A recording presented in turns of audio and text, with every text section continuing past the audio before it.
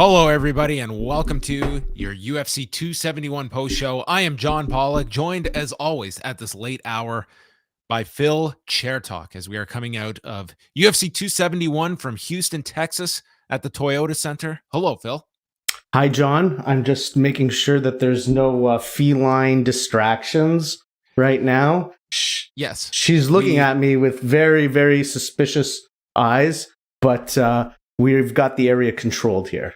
Yes. You almost got dropped like Derek Lewis on Friday's post-daily news show as your cat made its unexpected debut. But should they make an appearance, they are more than welcome. We have lots to discuss from tonight's card in Houston, Texas. Israel Adesanya retaining the UFC Middleweight Championship, defeating Robert Whittaker in their highly anticipated rematch. And first of all, just your overall impressions of the fight tonight, Phil. Did it live up to your expectations, and did you expect a much closer fight than the first one?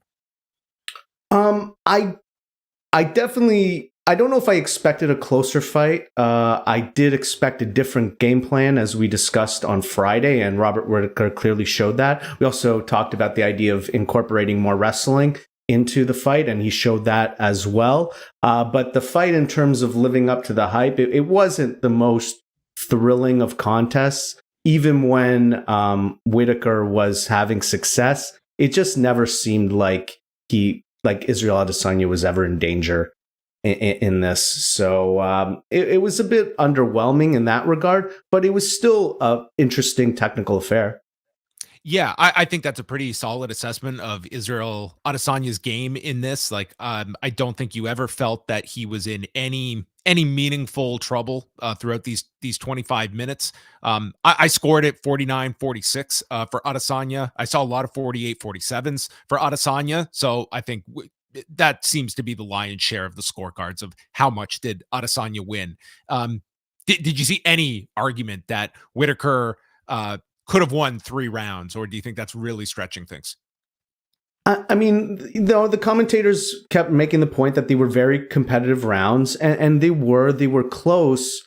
But it just seemed like Whittaker didn't really have too much effectiveness going on. He would land a few shots here or there. He would get sort of a half a takedown before Israel would get up. So I just didn't see enough control and damage out of Whittaker to really give him too much. Now, that being said, I did give him rounds 4 and 5. They were razor thin, and at that point as well, it's like I've already given 3 rounds to Israel Adesanya, so I sort of felt like it didn't, they weren't as meaningful at that point to give a round to Whittaker. And I know that's not how things are scored, but I'm sort of being a little bit more casual in my assessment. No, I want hardcore breakdowns, calculations to the decimal point of your assignment of damage. So you want a better judging assessment than Robert Alexander?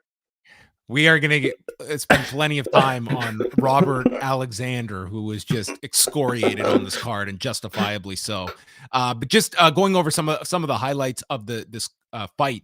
Adesanya, that first round, he was terrific in this opening round. He dropped Whittaker with a left jab that was pretty significant, and it was Whittaker really just taking this round of very little out of Whittaker. And with Adesanya, it's just his movement, like every adjustment is the setup for the next. He is constantly in motion, planning ahead, and it is just one constant flow from one sequence to the next. And that's what I watched for 25 minutes here. Whittaker, as the second round began, he started to have more success. He got several takedowns. I think by the 5th round, they had noted like 4 of 8. Just wasn't able to do a whole lot with these takedowns. Like Adesanya would get right back up. They would clinch a bit against the cage, and then Adesanya would break free. And it was Adesanya just lighting him up with leg kicks. You could see his rib cage very much reddened from the kicks. And that was a lot of the offense from Adesanya. To your point, Phil, like I did see some of these rounds close. The 4th would be one of them. Whittaker got a takedown, and from there, Adesanya gets back up, and he was attacking the leg further. And then into the 5th, this was the round I did give to Whittaker. He got a big takedown, pressed Adesanya up against the fence, and this was the first round where I saw where he was really able to shut down the offensive attack from Adesanya. So 49-46 on my card, but I see a 48-47. Like these were not blowaway rounds for Adesanya, but of the first four, I just thought he did enough. And Whittaker, it just seemed like a game plan of get him down, but the idea of keeping him there was not executed. That's right. And there was also a clear element of staying safe, avoiding a certain amount of risk that led to his defeat the first time. And that was a good strategy, but it also meant he didn't get a lot going. As the fight progressed, they kept engaging in the same way. Israel would sort of throw a lead, and then Robert would counter with his left, and had some success with that. Left hand. Yeah. Like he did land several. Yeah, and as the fight went on, he was getting more and more of those. I think even in the last round, he outstruck Adesanya. So he was having success, but it was never in combinations. It was never at a point where there was ever a threat. The biggest threat was a moment where he had the back in the fourth round. But even then, it was very minor. So a lot of improvements over the previous fight, a lot of things to praise. But ultimately, there was just never any moment where Robert Whittaker really was in command of this fight. Yeah.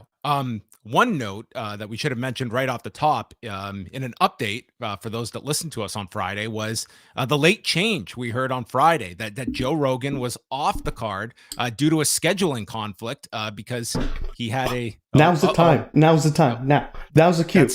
That's our cue. Joe Rogan.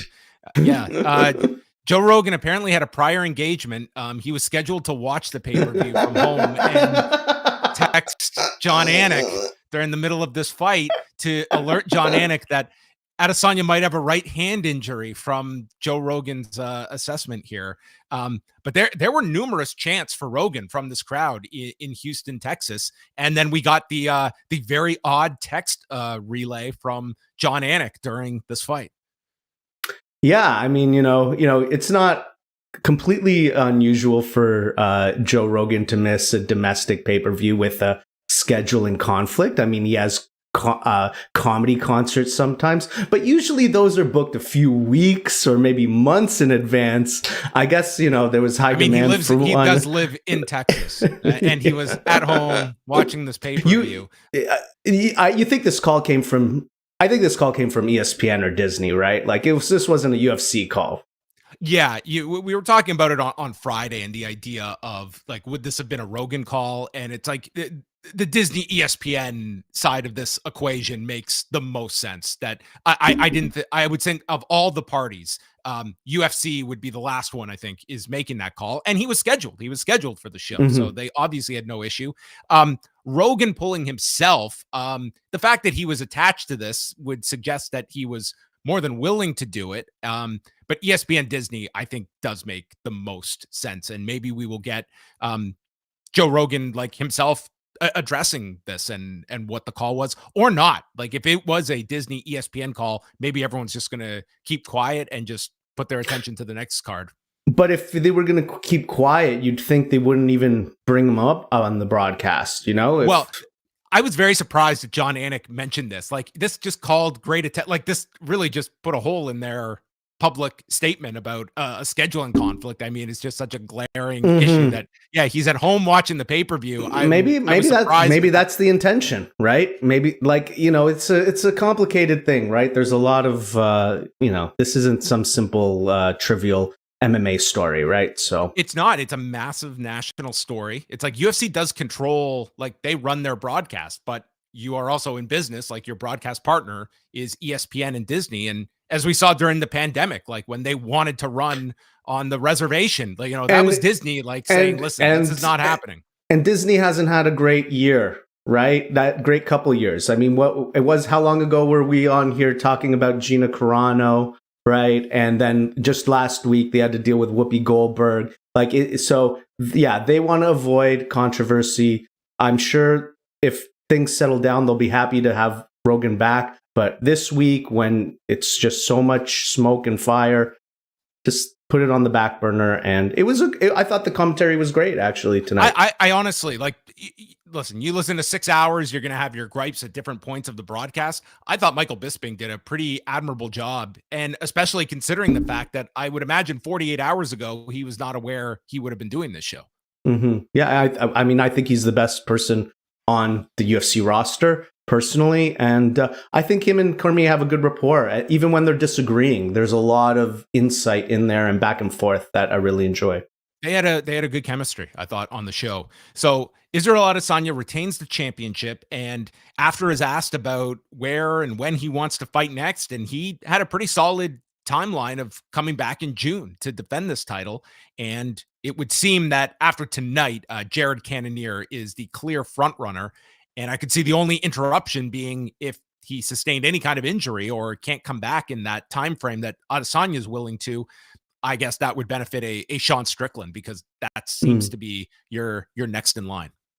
Yeah, I think UFC is always happy when the champ says, I want to be back in a few months, and there's a number one contender lined up that makes all the sense, and it's not going to be a tough negotiation. Izzy signed a new deal this week. Cannonier's happy to take the title fight, so it's something to look forward to in June. Pretty interesting fight. Cannonier's a very tough competitor, and I don't know if we want to talk about that fight ahead of the co-main.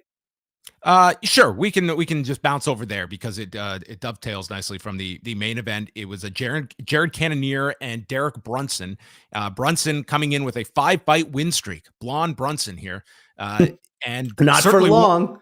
Well, he would get a rebranding by Jared Cannonier by the end of this. But Brunson, he took the first round and nearly finished him. You saw him immediately going for the takedown early in the fight, and then in the last couple of seconds, Cannonier walked into a right hook and gets dropped, and Brunson gets the back. He applies a choke, but it's not deep enough. Cannonier is able to ride out the last couple of seconds before the horn goes, but a solid round for Brunson. However, he was very tired in the second. They're in the clinch, and Cannonier stuns him and drops him, hits him with an elbow, and he's done with the elbow finishing the fight at 4 minutes, 29 seconds of the second round, as Jared Cannonier proclaims that he turned blonde Brunson into blood Brunson. Yes, this was the last of many exciting post-fight speeches on the card. There were some good ones tonight, yeah. Yeah. But Cannonier making it clear that he's the number one contender, forcing Dana White to give him a verbal contract. Right, Dana was clearly not paying attention to this because he had to yell to get this guy's attention before he announced, I am the next contender. There's no one else. And that's not any hyperbole. Like, you can throw Sean Strickland. That's quite the departure, I think, or at least the gap at the moment between him and Israel Adesanya. It should be Jared Cannonier. There's no reason it should not be. It's not a division that is loaded with contenders. And he's a rightful winner, of that role. He, coming down from light heavyweight, he's only lost, I think, once in the division. It was to Robert Whittaker. So just really impressive performances. Really incredible how, this former part-time fighter has really turned into one of the best in the world, found a home at middleweight, and it was looking bad, as you pointed out, right? He was defending takedowns well, but then Brunson finally got them in. And we know that Brunson can keep that up for round after round after round. And then after he had dropped him at the end of the first, it was looking really bad. But Cannonier stayed poised, was able to land a shot that really hurt Brunson early in the second, and then ultimately swarmed on him and finished. He just seems so strong, so good at the takedown defense, but Izzy's not going to try taking him down. But it's still an interesting fight because if he lands, he hurts you. Derek Lewis and Tai Tuivasa. This was Derek Lewis returning to his hometown after the loss to Cyril Gane last August, and Tai Tuivasa came out to Girls Just Want to Have Fun, and he had a lot of fun in this fight. The first round saw leg kicks right out of the gate from Tuivasa. There was a lot of clinching here, and then a high kick is thrown by Lewis, and he throws with the right, goes for a takedown that gets blocked, but then gets the trip and just starts attacking Tuivasa with strikes. They get back to their feet, and Lewis definitely wins the first round. The second, Lewis is landing several in the center of the octagon. Tuivasa gets hurt, stops a takedown, and lands a knee and an uppercut. And then Tuivasa answers with his own strikes. And there's an elbow that softens Lewis, and then a follow-up right elbow, and Lewis just face plants at a minute 40 as he is stopped by Tai Tuivasa. I would say an early contender for knockout of the year. From the visual standpoint of 266-pound Derek Lewis face planting, it was a devastating loss here for Derek Lewis, and not a great homecoming once again. Yeah, Houston is not so friendly to Derek Lewis. Really exciting fight. Lewis with a couple of takedowns in this one. Was not expecting that. Tuivasa showed a lot of poise, stayed with it in bad positions, was eating a ton of brutal shots in that first round. There are not many heavyweights that would have taken those amount of strikes that Tuivasa absorbed. Yeah, and this guy who not that long ago was just a joke, the guy who just drank beer out of a shoe, is now a legit contender. Like, this was a very skillful performance, as wild of a fight as it was. And as we've talked about previously, he's got a dedicated training camp and entire lifestyle devoted to, becoming a UFC champion. So he's going to continue to get featured in big fights. It's just that it's a pretty thin division. So I'm not entirely sure who the right person to match him up with would be. Cyril Gane is if you really want to accelerate him, but that that doesn't seem like the most exciting of options right now. So the post-fight press conference has just begun, and Dana White is, doing the press conference right now. And from Alexander Lee at MMA Fighting, noting that Dana just said that there was no scheduling conflict with Rogan. Shocking. Okay. Calls it bullshit, and that he could have worked tonight. Nolan King adding that Dana White says Joe Rogan elected not to work the event, and that it wasn't the UFC or anyone else who didn't let him work. Okay. So that's at least coming from Dana White. Yeah. And look, Joe Rogan is the biggest celebrity on most of these cards, but it's not about him. It's about the fighters. So I suspect he probably made the call that, we should feature the fighters, not me. And so I thought you brought up a great point on Friday. It wasn't just the idea of kind of this elephant in the room of him being on the broadcast for that amount of time.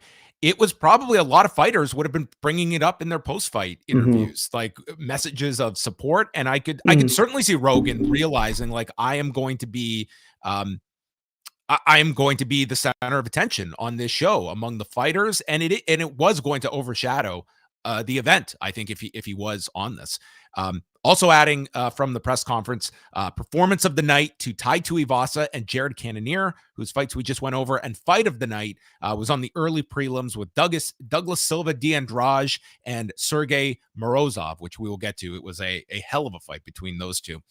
But we move on down to Alexander Hernandez and Renato Moicano. Moicano is now fighting at lightweight. He's 7-4 in the UFC. His losses, listen to this, his 4 losses: Brian Ortega, Jose Aldo, Korean Zombie, and Rafael Fiziev.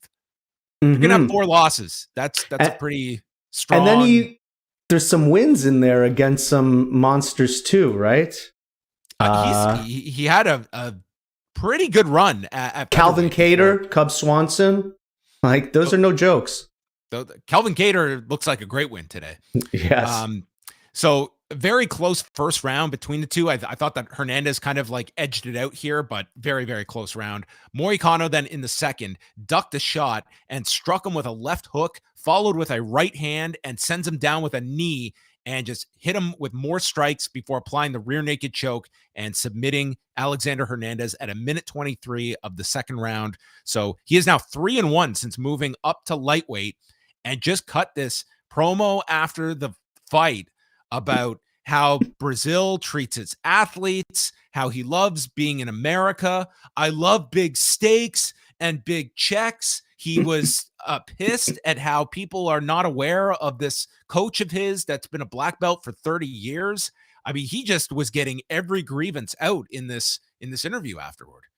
Yeah, I was a little all over the place at first. I was confused. I wasn't really enjoying it at first, but he was able to pull it together, and ultimately, it was a very good promo on a night of very good promos. There were a lot of guys with very clear messages after their fights. And opening up the pay-per-view was, I would say, outside of Adesanya and Derek Lewis, the most popular guy on this card might have been Bobby Green, taking on Nasrat Haqparast at 155 pounds. And I just thought this was a brilliant performance from Bobby Green. I thought he won all 3 rounds. He was just such a significantly quicker fighter than Haqparast, who was constantly just a total volume puncher. And Haqparast was just throwing individual shots. He could not keep up with the speed of Green, who was constantly getting through his guard, then would go to the body. And it was just a 15-minute assault from Bobby Green, who is just, his conditioning is terrific, as we have seen. He's 35 years of age, but it just seems that he has, like, when this guy is on, he looks like an elite lightweight. And you look at his record and it doesn't necessarily reflect that, but this was another performance where this guy felt like a upper echelon 155 pounder. Oh, absolutely. As you mentioned, he had such a great reception from the crowd. I facetiously called him my favorite Diaz brother because of the way that he conducts himself in the fight and his fighting style. It's super exciting. He trash talks. And one thing that he does that isn't really a Diaz brother skill is he has incredible defensive movement. And he has the best shoulder roll in MMA that I've seen, because he will just take that and he'll take shots, and sometimes he will get hit pretty clean, but he's able to just deflect so many of the shots by just tucking his chin into his shoulder, and it's a lot of fun. I really enjoy watching him, and I think he needs to be a headline a fight night. You know, there was that fight with Fiziev. It was a 3-rounder where he looked good in the last round. I'm not saying run that back right now because, you know, Fiziev's on a different path, but I want to see him in a 5-rounder. I want to see him in a fight night main event. I think that'll be really exciting. I'm really excited to see what he gets next at lightweight. Like, I've always been a fan of his style, but it just seems in this, what was a real big turning point, I think, for people was that crazy stretch he had during the pandemic. It was like June till October of 2020, and he fought like 4 times. And it was like he was fighting every 2 weeks is what it felt like. And now that he's, you know, beating a quality guy in Haqparast, you look at this lightweight division. I mean, he's not even ranked. This should hopefully get him into the top 15. And does Gregor Gillespie have a fight booked? That was the name I was thinking of. It was Gregor Gillespie with his wrestling against this unique style of Bobby Green. I like that fight a lot. Yeah, because he's number 10.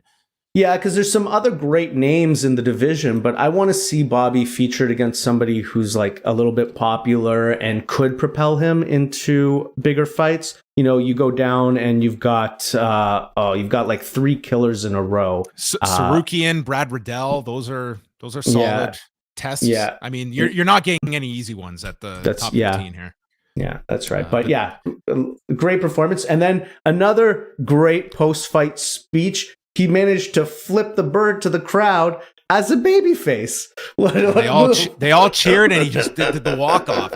It was great, like a terrific speech from Bobby Green, like a real like star, solidifying a star type of performance. You know what I mean? Like, I think Bobby Green has always had that kind of popularity, and it just really just coalesced in this fight and with this crowd in Houston that loved him. So a big night for one Bobby Green. On the televised prelims, Andre Arlovski against Jared Vanderaa, and they went 3 rounds here. Arlovski, I mean, it defies all logic. The man is 43 years of age. After this fight, he has now won 5 of his last 6. Great timing with his right hand. I thought that was the key in the first 2 rounds, as he was just getting the better of the striking, even though Vanderaa was landing. And then in the 3rd round, that was Vandera's round. He was using a lot of kicks, clinches in the fence, and counter shots that were the difference in that round. Andre Arlovski got the split decision win, as the judge that we will be discussing had the lone dissenting scorecard for Vanderaa, but the right guy won in this instance with Arlovski winning by split decision. And it's just remarkable that at 43 years of age, he is like on this great run at heavyweight. Yeah, and he looked like he was having fun in there by the third round, even though I didn't give him that round. He was shuffling his feet a little bit. He was really comfortable with his movement. I think that was actually the big difference, because he was able to through the first 2 rounds, move away, land his jab. Vanderaa wasn't able to do anything until the third round, where he closed the distance, landed some shots, but even didn't do too much there either. But yeah, amazing story. 43 years old, looks in great shape. And he's not going to challenge for a title anytime soon, but still very impressive to see him competing at such a high level. Are these the kinds of heavyweights you put at Arlovski? Like, Arlovski is an unranked heavyweight fighting largely unranked heavyweights, and he's doing well against them. Like, how high do you go with Arlovski? Like, do you put him against someone of note in that kind of top 15, top 10 mix, or is this sort of just, it's kind of like a gatekeeper role of aspiring heavyweights? I definitely think it's a gatekeeper role, but I was just like looking down this list, and amazingly enough, Andrei Arlovski has never fought Derek Lewis. So let's just do that. What do you want to do to poor Arlovski? Derek Lewis is somebody who's like on the outside of the upper echelon. Arlovski's put some wins together. We can't have him constantly going against unranked guys. You got to give him at least a chance. I don't know. At worst, Lewis is going to fall to like 5th after this. Like, Arlovski isn't even he's not even smelling the top 10 at this point. I think that would just be I think that would be way too much for Andrei Arlovski. I want to see this man preserve himself. I have more faith. Okay. Roxanne Matti-Ferry and Casey O'Neill. This was Roxanne Matti-Ferry's retirement fight. And Casey O'Neill just looked great in this fight. According to like 99% of the people that viewed this fight. And unfortunately, that 1% had a scorecard. So Casey O'Neill was just terrific in this fight. She was so much faster with her strikes. Matti-Ferry, to her credit, like stood with her for 3 rounds. It probably wasn't the best game plan, because O'Neill was just so much faster and was just getting the better of the striking. That was the story of the first round. In the second, you were seeing Matti-Ferry taking a lot longer breaks in between her striking, and O'Neill was adding leg kicks on top of it, piling up in the final minute, and just literally roared in Matti-Ferry's face, like just screamed at her. And Matti-Ferry responds by getting the first takedown of that she attempted all fight, and gets her down in the final seconds, but would not revisit any kind of wrestling in the third round. They continued to stand. O'Neill landed a spinning back fist, and then it was Matti-Ferry that landed the spinning back fist, and O'Neill came back with a front kick. Just a huge output from O'Neill, and held her up against the fence at the end. It was just a gigantic disparity in significant strikes landed between the two. A game performance from Matti-Ferry, but it was just, she was against a fighter that was just a league above. I mean, that's just the nicest way to say it. So then we go to the scorecards, and they read 29-28. Matti-Ferry. It's like, what the hell? I was like, did not hear that right. Bruce Buffer has clearly misread the scorecard. Then it's 29-28 O'Neill. I was like, this is just unbelievable. Like, I was thought like a 29-28 card for O'Neill is not doing her justice here. I mean, I think seriously, I thought the 29-28 card for O'Neill was kind of egregious in and of itself, much less a 29-28 for Matti-Ferry. Thankfully, there was a 29-28 for Casey O'Neill to give her the win here. But the judge was Robert Alexander that scored this fight for Roxanne Matti-Ferry, and the broadcasters just roasted him. John Anik brought up him by name, noting that prior to tonight, he has turned in a grand total of 3 prior decisions. He judged, he put in 2 decisions in 2020 at the UFC 247 event in Houston, and then was the judge for one decision in 2021 when they were in Houston last summer at UFC 265. So this was the fourth card he has ever turned in, according to MMA Decisions, and they were just perplexed by this. I had this a solid 30-27 for O'Neal. Like, I don't even know how you get a 29-28 for Casey O'Neal. I just thought this was a very, very easy fight to score. I agree. I had it 30-27. I'm just trying to look at where I even have like a note for, it's very little notes for Matti-Ferry, just like being aggressive. I guess a third, but like, man, I don't know. Yeah, I maybe just the shiner, people saw the shiner on Casey O'Neal. Look, clearly this person is not qualified, so it's not even worth it to talk about because it's just. Well, then he judged the next fight after this. It's not even like he got pulled, and then he turned in the card for Vanderaa in the very next card. Now, the very next fight. And this is also Texas, right? This isn't the first time we've had unqualified judges in Texas. We continued, it's just going to keep happening. Well, that was just... It just feels like people get favors, right? It's just like a favor. It's like some guy who's judged some fights or whatever. It's just like it's connections at the commission. He wants to do the UFC, so he gets the job or something. Because there's no other rationale. It's not like...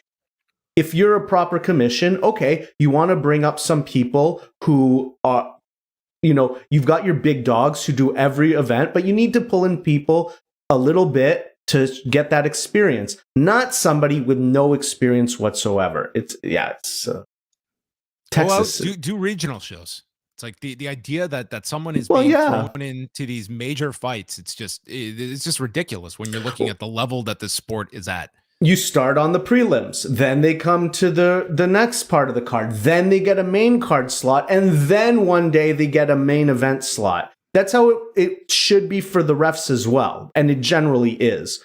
But they're sort of in fewer supply, so I think it's easier to Maybe control. We'll add worst scorecard at the end of the year, because this would be the front runner this year. It's pretty bad. This is the equivalent of like Zhang Weili and Joanna Jędrzejczyk this early in the fight. Like it's the clear-cut favorite, and I don't know if any scorecard will top it in terms of a front runner for an award. Let's maybe just not another great post-fight speech here from Casey. Yeah, Casey. She had another good one too. You just drop the F word. You just say fuck, and it's guaranteed a pop. So the crowd was booing her just because they love Roxanne. And so she's like, don't boo me. Well, you know what's going to happen then. Then she's like, okay. She flips them off, says, okay, you want me to be the villain? I'll be the villain. Screw you, or whatever. F you, I people. thought Casey O'Neal was awesome. Yeah, I thought this was a terrific performance, a great speech afterwards. I thought she was great. She was great throughout the week in leading up to this. She's a very promising flyweight. And look great. Put her on the co-main of that Bobby Green fight night event. You're building up a hell of a fight night. Yes.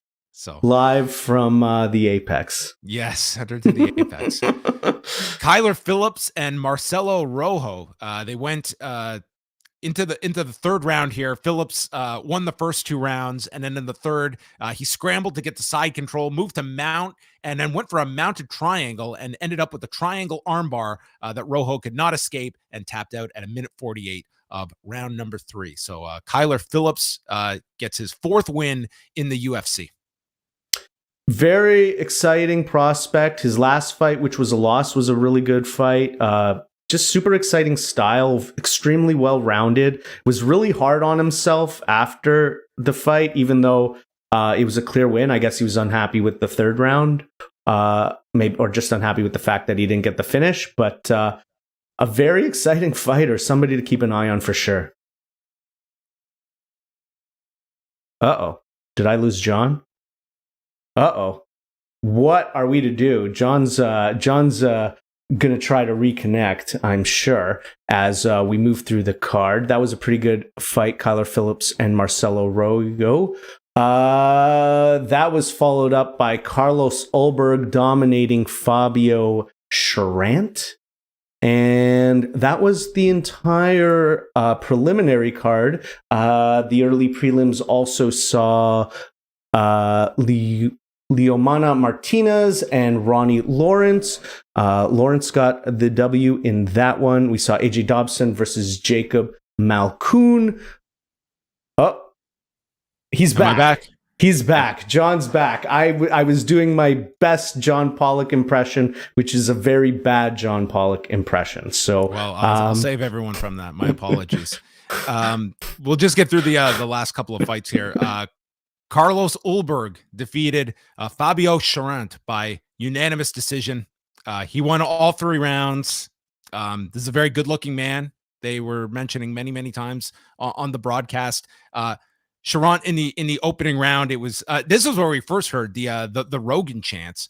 And anyway, they into the third, Ulberg is just attacking him, placing him up against the fence, and really just picking him apart, and won 30-27 on all 3 judges' scorecards. Carlos Ulberg, also part of City Kickboxing, so attached with Israel Adesanya, as they mentioned. Yeah, very technical performance here. The only thing is that Charant didn't really show too much. So as good as Ulberg looked, it's hard to draw, too many conclusions. But definitely very technical, very skilled kickboxer. So I'm curious to see him again. Mm-hmm. Yeah, he landed like a pair of shots in the first round, but it was just very little output in the second and third, and just kind of got picked apart with his back up against the fence.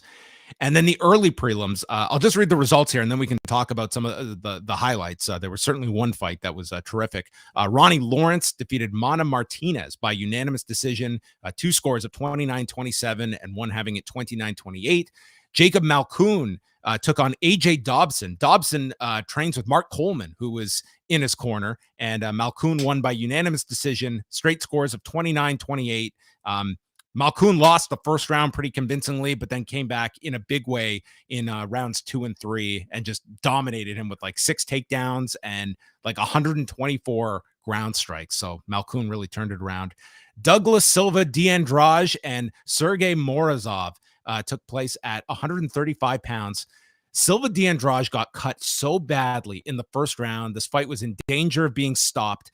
And then he turns it completely around in the second. He rocks Morozov multiple times before getting his back and eventually securing the choke. And Morozov goes out. This was a terrific fight, totally worthy of fight of the night. Yeah, back and forth battle. Well, the first round was actually pretty one-sided, and then De Silva came back in the second round. Morozov was looking super sharp. He was landing his strikes. He was effective with the takedowns. But yeah, Douglas Silva D'Andrade, don't count him out ever, because he will come back. He's a type of fighter that he's shown he's very resilient, and you have to be prepared to put it on him for all 3 rounds. And then Jeremiah Wells submitted Mike Mateta in 4:38 of the first round with a rear naked choke, and opening up the card, moving up to heavyweight because William Knight missed weight by 12 pounds. So their light heavyweight fight was not to be. Instead, they fought at heavyweight, and Maxim Grishin defeated William Knight by unanimous decision. All 3 judges seeing it 30-27. And that was UFC 271. It was a good card. The main event was a little bit lackluster in terms of the action. Very technical, highly skilled contest. Watching Adesanya move is a treat, but it wasn't the most thrilling of main events. But outside of that, the card was very good for the most part. Great promos, a lot of exciting finishes. So I'd say it's mostly worth your time to check out if you missed it. Yes. Some great interviews, and some big performances for Tai Tuivasa, for Bobby Green, for Casey O'Neill. I thought like really big. Jared Cannonier. Jared Cannonier, certainly you have to include it in that mix as well. Should clinch his hopes for a title fight coming out of tonight. So very noteworthy card, I would say. And as we look at the weeks coming up, so next weekend was supposed to be the RDA Rafael Fiziev fight, but due to a visa issue, that fight has now been moved to the pay-per-view on March 5th. So next weekend, the big main event is Johnny Walker versus Jamal Hill. I mean, I'm not one to judge the quality of fight night main events. That role is reserved for our own Eric Marcotte, but I would imagine he would put this in the very low on the history books.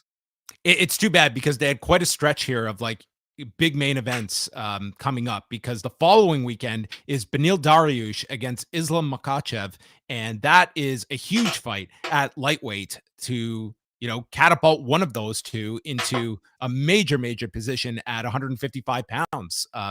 After we presume Justin Gaethje gets the next fight with Charles Oliveira. Yeah, and that Fiziev fight was a really great one too. So it's good that it's it's not going to be delayed too much, and it's going to beef up that pay-per-view. We still get to see it. Yeah. Yes, that will be March the 5th. That's the next time Phil and I will be back. March the 5th with UFC 272, headlined by Colby Covington and Jorge Masvidal. It's got RDA and Fiziev. We've also got Edson Barbosa and Bryce Mitchell in action. Greg Hardy against Sergey Spivak. Kevin Holland, Alex Oliveira. Those are some of the highlights. Yao Xiaonan versus Marina Rodriguez. So some very good fights on this card. Yeah, pretty good fights, but it seems like it's all about, again, that main event, that Masvidal Covington grudge match, if we can call it that, if this is any type of real rivalry or just for show. But it's still an interesting fight, and I think Colby Covington remains a very relevant fighter at welterweight. So I'm curious to see how he bounces back and how this sort of rivalry does conclude. And a rare pay-per-view where we have no title fights, but 2 5-round fights scheduled. It's the lineal BMF title. I don't know. That's right. That will be at stake. So that is the next time we will be back in 3 weeks' time. So look out for that. Phil, as always, great to chat with you. What is going on? How was the Discord tonight? Discord was hopping. There was a lot of people making predictions. We also had the Olympic predictions going on, thanks to Dickie Bird, who's so diligent with setting those up. Tomorrow night is the big game, trademark, and will be I've never understood that. You can't you and I can't say Super Bowl. We can say Super Bowl. We can't use Super Bowl in some type of promotional material. So we can't say, hey, come to Boston Pizza for Super Bowl weekend, right? And enjoy unlimited wings, unless we pay the Super Bowl licensing fee. Did you consider doing that? Okay, don't tell the man what we're doing here, John. This is we're it's a shoestring operation in Aurora. Okay. All right. Well, good luck with that. Who's going to win tomorrow? It's a tough game. We've got the Bengals versus the Rams. I'm going to give it to the Rams. Sean McVay, this is his second time there. Matt Stafford, veteran QB. The Bengals are a really fun team. They have a great QB, really exciting, but I think the Rams are going to take it. Do you make like a day of it? Do you watch a lot of the pregame stuff, or is it just the game you're interested in? I used to make a day of it. I used to even have like a little Super Bowl party with a small group of friends. But no, I don't really watch the event. I am excited for the halftime show. So yes. I am too. I'm only going to tune in for the halftime show. Yeah. So last year was The Weeknd, who's like one of my favorite contemporary artists. And then this year, it's, if you haven't heard, it's Dr. Dre, Snoop Dogg, Eminem, Mary J. Blige, and Kendrick Lamar. And I was a massive Eminem and Dr. Dre fan. I love Kendrick Lamar. Mary J. Blige gets the respect. Snoop Dogg, Doggy Style was like one of the first records that I owned and loved. I was terrified at the record store because I gave it to my mom to buy, and it's like there's all this sexual imagery, there's the parental advisory logo, but thankfully my mom was an immigrant who didn't understand so well what these things meant, and I pumped that shit all the time. So yeah, I'm very excited for the halftime show. What do you think? They'll have a Tupac hologram? Oh, wow. That's kind of interesting. Is that a widely rumored potential outcome? Well, so a few years ago at Coachella, when Dr. Dre played a show, he did that. So I think it's just there's just that question out there. It's like, so what about an Easy E hologram? I don't know. Has there been an Easy E hologram? Well, so you far? Debut it at the Super Bowl. Yeah. Bring back, the living members of NWA. Throw in Easy E. Throw in Tupac. You have the Death Row Records reunion as well. Maybe you can even get Suge Knight there. Just have a real party. All potential for this. This will be the most incredible halftime show. I mean, it's definitely the biggest departure that the NFL has ever made. I mean, have they ever had a rap artist on at all? Like, I can't even think of a rapper who's been on. And now you're going to do an entire halftime show dedicated to rappers, pretty much, minus, Mary J. Blige. So I don't know. It's an exciting turn of events. The halftime show is often really hokey, but I think because there's enough of an interest here around these performers, I'm pretty excited about it. All right. Well, that is happening on Sunday night. The big game, as they call it, the big contest that's going down, and that's going to wrap things up. So we will be back on Monday. Wai and I will be live at 1 Eastern with the post daily news update, and then Rewind to Raw Monday night at 11:15 Eastern. Phil's must listen to show every single week. Rewind to Raw is my must listen to show.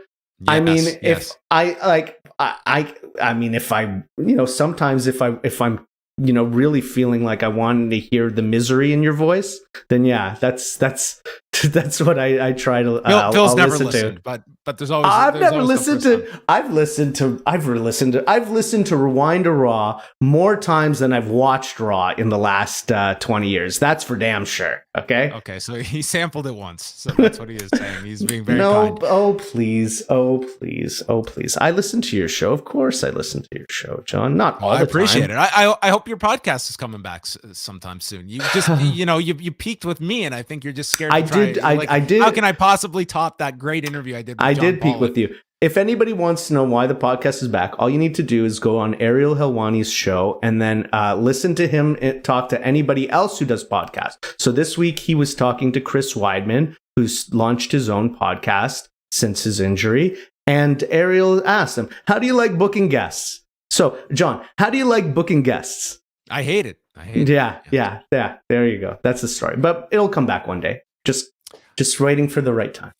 All right. We're going to end the small talk at 2 a.m. So thank you to everybody for tuning in to the UFC 271 post show. Check out the Discord, the best place to just live 24/7 with all of the post listeners. Okay. Brandon just has a permanent residency on the Discord, as does Phil, our man Neil, Eric Marcotte, Dickie Bird. They all can be found in the Discord. And that is going to wrap things up. Postwrestling.com, your one true destination. And that is it for us. Thank you for tuning in to the UFC 271 post show. Goodbye.